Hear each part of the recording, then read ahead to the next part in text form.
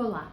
meu nome é Daiane de Souza Alves, sou aluna de doutorado do Programa de Pós-Graduação em História da Universidade Federal de Ouro Preto e hoje eu quero apresentar para vocês um pouco da minha pesquisa de doutorado. Ela tem o título A Balança Imperial, a Fazenda Pública na Província de Pernambuco entre os anos de 1821 e 1837. Essa pesquisa está sendo desenvolvida e está em fase de conclusão sobre a orientação da professora doutora Cláudia Chaves, também vinculada ao programa de pós-graduação em História da UFOP, e ao professor Bruno Aidar, professor da Universidade Federal de Alfenas, ligado ao Departamento de Economia. Os principais objetivos deste trabalho são pensar a formação de uma fiscalidade imperial na província de Pernambuco entre os anos de 1821 e 1837.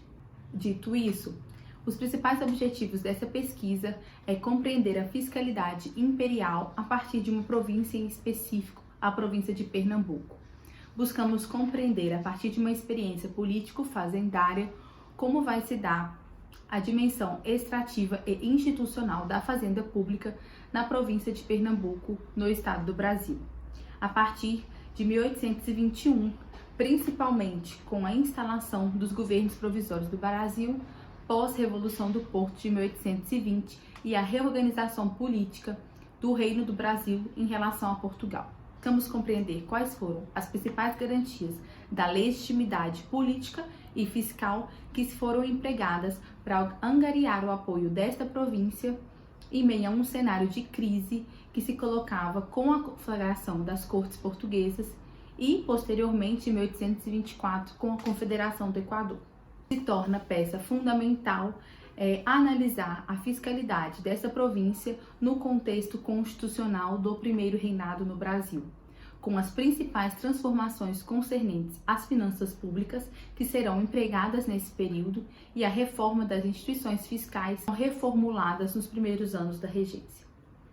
Para isso, acompanharemos a atuação das juntas de fazenda durante os primeiros anos do Império, principalmente entre 1821 e 1831, com a abdicação e a sua transformação em tesouraria provincial a partir de 1832. Ficamos com isso as principais modificações no que tange à administração fazendária fiscal em relação ao cotidiano das novas instituições e das novas prerrogativas gerais,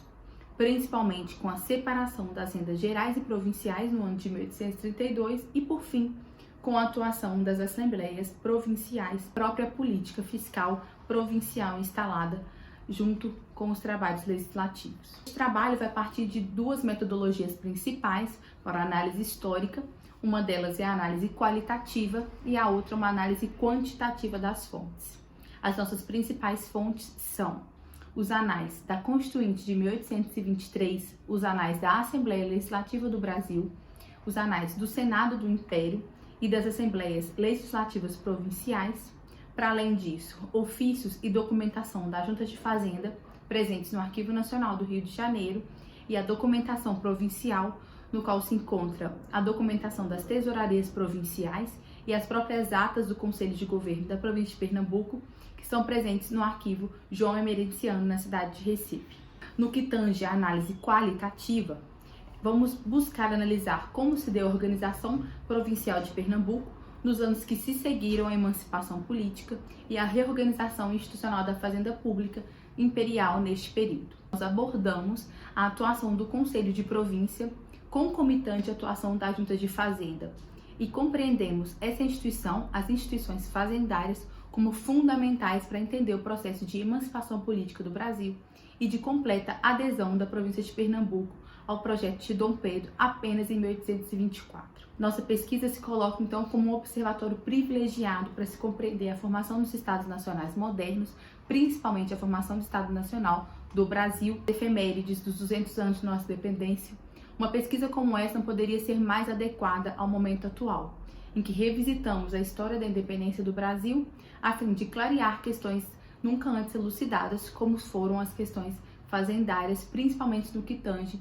à sua atuação provincial. A análise quantitativa proposta pelo nosso trabalho traz luz a tabelas de receitas e despesas da província de Pernambuco a principal arrecadadora do Império. Entre os nossos principais resultados, a partir da pergunta norteadora que embasou o desenvolvimento dessa pesquisa, compreendermos como se deu a atuação da Junta da Fazenda de Pernambuco entre os desmandos do imperador Dom Pedro I e as Cortes de Lisboa e os limites da legitimidade fiscal e política, tanto em relação às juntas de fazenda em Pernambuco, quanto à sua própria instituição em relação às Cortes, como peças fundamentais à análise da emancipação política do Brasil e da vitória do projeto monárquico constitucional. Nesse sentido, atentamos aos limites da legitimidade, em contexto de franca mutação do Estado Nacional e de múltiplos projetos políticos em curso, em que as guerras de independência vão marcar um período de conflitos e de negociação pela formação de um império unido em torno de um projeto. Nossa preocupação é entender até que ponto as lideranças provinciais vão resguardar as suas próprias autonomias, principalmente do ponto de vista fiscal. Então, uma autogerência provincial de suas rendas e uma completa falta de comunicação com o Rio de Janeiro em um completo processo de emancipação política. As principais contribuições dos resultados dessa pesquisa para a sua área de conhecimento é compreender uma temática ainda muito incipiente no Brasil, como é a temática fiscal, e os seus principais avanços sobre o tema da formação dos Estados Nacionais modernos. O trabalho não poderia ter sido realizado e deve-se agradecimentos à Universidade Federal de Ouro Preto, à Bolsa de Doutorado Sanduíche no Exterior, também de origem da CAPES. A orientação que me foi oferecida pela professora Cláudia Chaves e pelo professor Bruno Aidar, e o próprio programa de pós-graduação em História e o Núcleo de Pesquisas Impérios e Lugares do Brasil,